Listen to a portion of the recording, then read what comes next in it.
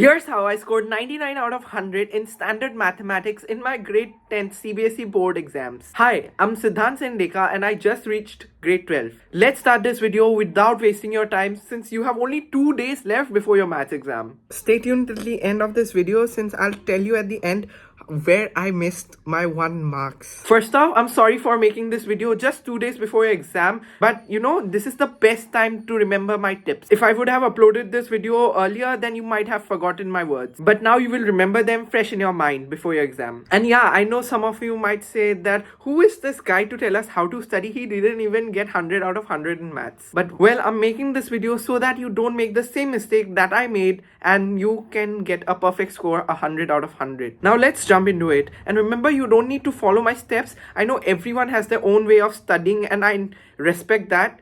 I will just give you something. You can take anything that works for you or you can ignore it. First one. Confidence is the key. Even if you haven't completed your whole syllabus, stay confident. Don't be overconfident or underconfident. I was so confident from day 1 of grade 10 that I told myself that I'm sure I will get either 100 or 99 or 98, not below that. And see, I got 99. See, that is called confidence. I had completed my maths paper in just 1 hour 30 minutes. And I'm not telling you to rush. Take your time, but always keep some time for revision. And you know what? I didn't even study that much. I was just confident. I was sure whatever I have done, whatever I know, I did that. And you also, whatever you know, you don't need to study everything. Just do it whatever you know. You'll always get good marks. Number 2, NCERT is your Bible. Like everyone says you that, but solve each and every sum of NCERT.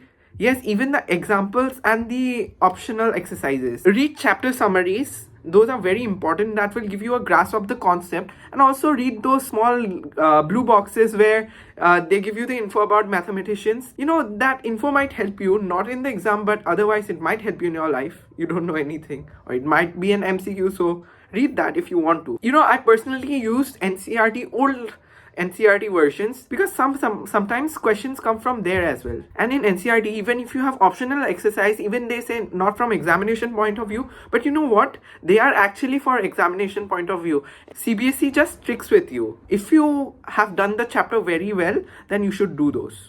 Like for example, the chapter pair of linear equations in 2 variables, do the optional exercise, do the upstream downstream questions.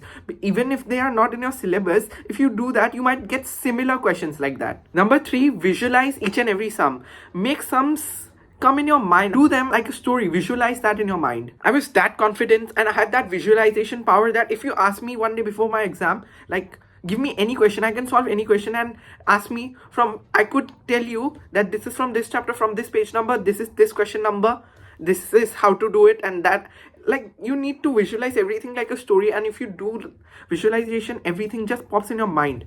Number 4, extra books only if. Like, finish NCERT first. If you're mastered NCERT 100%, then go for RD Sharma. Then go for sample papers. Yeah, sample papers are very important. You should do that. But 2 days before exam, no need to do sample papers. They are just a headache. But if you have practiced sample papers, very good. You know how to manage time. Also, don't learn sums. Just understand the logic. If you know the concept and the logic, you are going to kill it. Number 5 is mindset matters, as in don't take studies as a burden. Have fun with it. Play with numbers. Guys, class 10th is not the end of the world. It's just one small step in your whole journey. This is just a small barrier. I won't even say a barrier. It's just like a similar exam. Only the difference is that you are not giving the exam in your school. You are just giving it in another center, and that's it.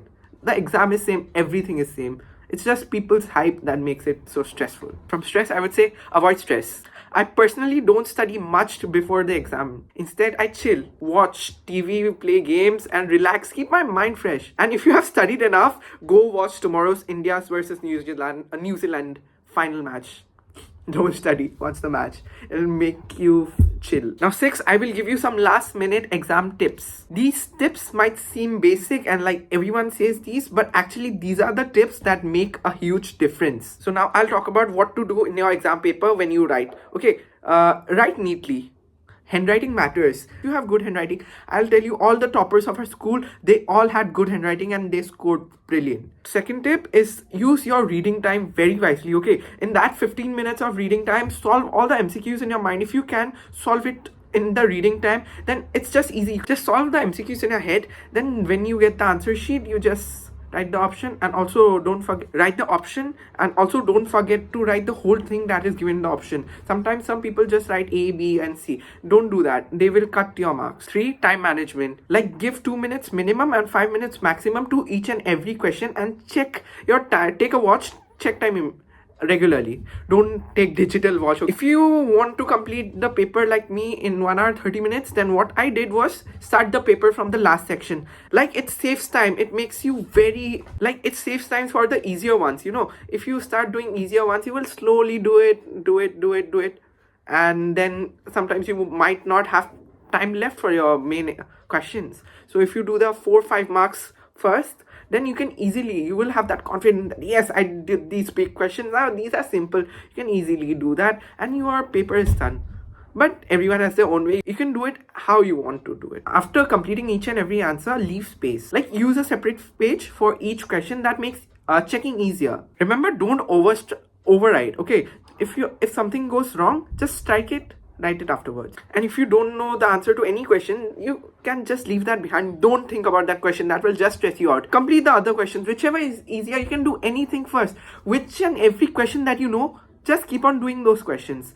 After that, the questions which you don't know, you can do it at the last. You can do anything. Write the formulas, write the diagrams, write the given things. It will assure you guarantee marks. If you write the formulas also, you'll get half a mark. If you write the given, you'll get half mark. This way, 1-2 marks you'll just easily get for all questions. So if you don't know any question, don't leave the question. Write anything but related to that, and you'll get marks. And the main important tip: don't stress out. Don't stress before the exam. Guys, relax. One day before the exam, chill, sleep, talk to your friends. On the day of exam, ignore your friends who talk about studies, okay? They'll just stress you out. They'll ask you, have you done that? Have you done that? Have you done this? Now we have come to the most awaited part of you guys. The 1 mark that I missed, the biggest mistake that I made, I still regret it. I forgot to label and draw the diagram of one question. Yeah, guys, it's that sad. That's it. That only one mistake cost me 1 mark. So double check each and every question, minute to minute details, of your answer script. If you're scoring above 90, your paper will go for multiple checks, and they will always find a reason to deduct your mark. Now we have come to the end of this video. I hope you guys enjoyed it, and sorry if the video was too long,